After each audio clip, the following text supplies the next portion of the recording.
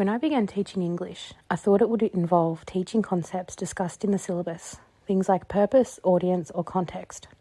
Uni taught me that I would be analysing or creating complex or sophisticated texts. I was well versed in Bloom's and all the different hats, ready to get my teeth into facilitating some learning. But no. Instead, I walked into a room with words like kindness and responsibility on posters on the wall, and Year 3 NAPLAN prep worksheets on the teacher's desk. I still don't know which year those worksheets were for, but it did kill my buzz to discover that anyone at this level of work should be in a mainstream class in high school.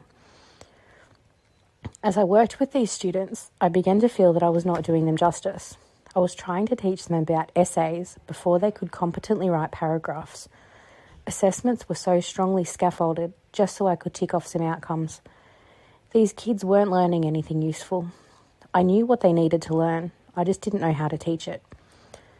I've identified 2 salient issues or focus areas of my job: literacy and well-being. In 2012, 72% of students at my high school were working at or above stage level. In the year 2022, this number was just 39%. This can be attributed to several things, and there are a few ways we are working to improve these statistics.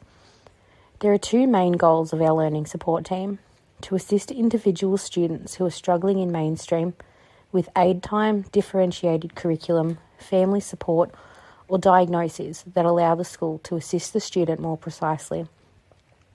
Whole school initiatives are where we look at overall data and develop strategies to address the shortcomings. It became clear to me that we were putting band-aids on bullet wounds. There is a reason these students aren't learning, and until we address those barriers, we won't see improvement. According to Maslow's hierarchy of needs, students can't learn until their basic needs are met. Aside from being part of a low SES community, a lot of our students have experienced various trauma. We cannot ignore this, and we cannot deal with it through posters and one-day workshops on emotional resilience.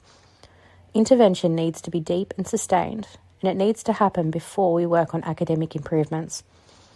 I don't have all the answers, and these focus areas are wide, but they are also connected, and any improvement in these areas must also be connected.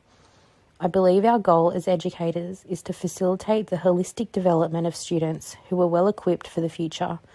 I think that improvement in these focus areas is imperative to the success of our students who are doing their best to prepare for that future.